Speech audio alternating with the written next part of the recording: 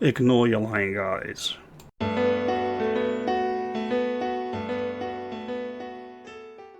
Great news. Great news. The legacy media, legacy political parties and establishments have confirmed we are not being colonised. Definitely not. Do not believe your eyes. Do not believe the far right. Do not believe billionaires who have money in tax havens because the tax is so high in Britain. Just don't believe them. They do not know what they're talking about. Let's get to the story. First of all, we've got James Ratcliffe, Sir James Ratcliffe, co-owner of Man United, came out a few days ago, annoyed all the right people, and says Britain has been colonised by immigrants. Where's the lie? Completely true. Obviously, we all know it's completely true.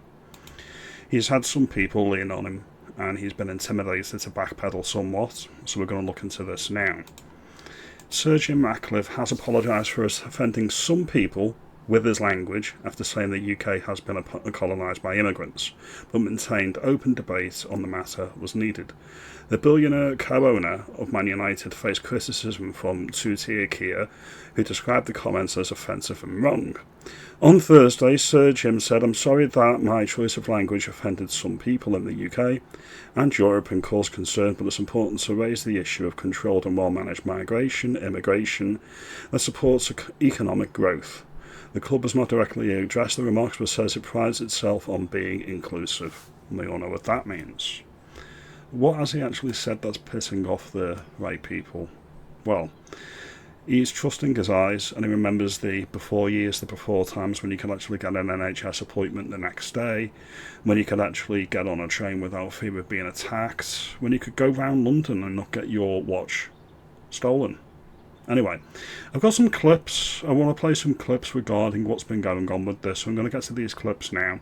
So the first clip I've got is from somebody on TalkSport. His name is Simon Jordan. I don't know how the hell they're getting onto politics on TalkSport, but I'm all for it if they're talking my talking points.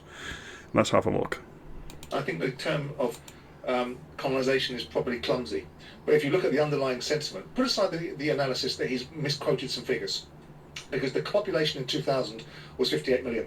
The population in the UK is 70 million in 2025, which means we've had a 21% increase, 20 to 21% increase in our population. The population of Europe has gone from 728 million to 744 million, which means Europe as a continent has had a 2% increase in population. You then distill down the German population increase, the Italian, the Spanish, the French. No one has had a population explosion like we have.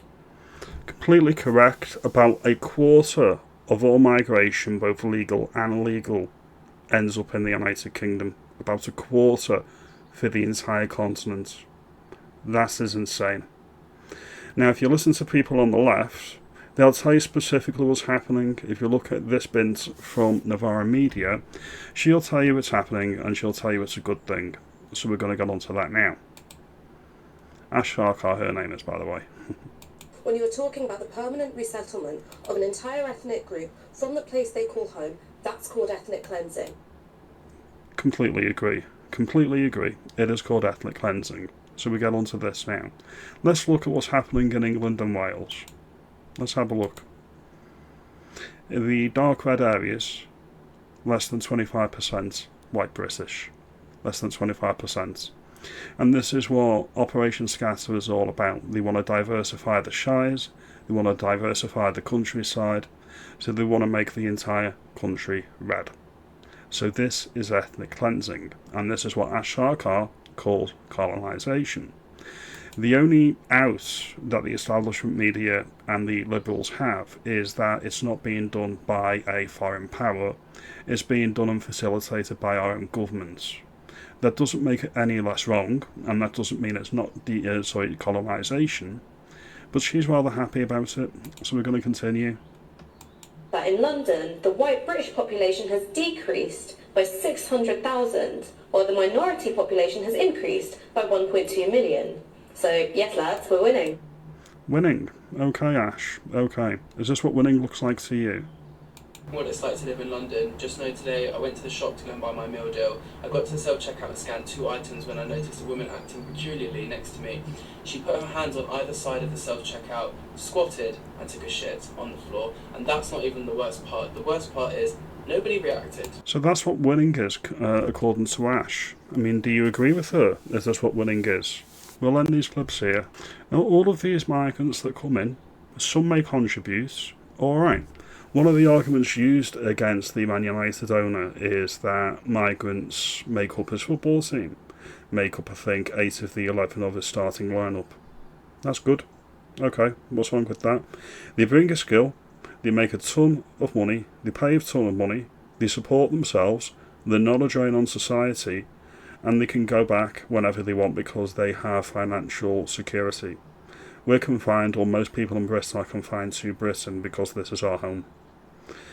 Now, Matt Goodwin had a hustings yesterday, and it's shocking how poorly articulate all of the politicians are on this subject. So I'm going to get into this clip now. Was United owner Jim Ratcliffe right to apologise for saying that the UK had been colonised by immigrants? Just could do with brief answers, Angeliki. Yes, I think out of his 11 players, 8 of them at least are the people that he was talking about. So she's conflating people that are net contributors with the majority of migrants, which are displacing the native British population, outcompeting us for housing, NHS appointments, jobs, any crumbs, any security that we can get off our own governments. That's what she's conflating there. Lest we forget, under this Labour government, they've invited millions upon millions of Indians into the United Kingdom under the India-Britain trade deal, and it allows British companies to employ the Indians coming in at a lesser rate of pay than the native British population. This is the Labour Party. This is their position on migration. So we'll continue. We'll let the Greek talk. Absolutely, yes, he was right to say he saw it. He should apologise to everyone about this comment. Charlotte? Yes, he was right to apologise. It is freedom of speech. He gave that opinion. Is it criminal, that opinion? No. But yeah, he's right to apologise. I don't agree with him. Thanks, Matt.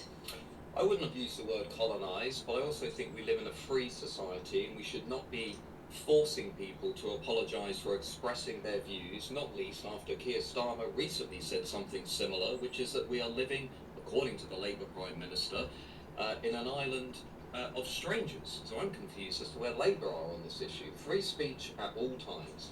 Thank you. Jackie? Well, it made me think, I mean, those Angles and the Saxons coming over with small boats 1400 years ago, colonising, and now you think they own the place. That's a really, really piss poor argument. The Norman invasion, I think, was about 10,000 people, alright? And the Angles and the Saxons that came over about 1400 years ago. It's not the same thing. It's not like for like.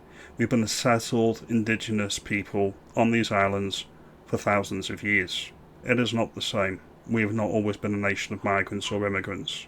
Completely false from the LIBS, as per usual. Look, we are a nation of immigration. Ever since the Ice Age, it's been one set of immigrants after another. And we've all integrated and got along as time goes on.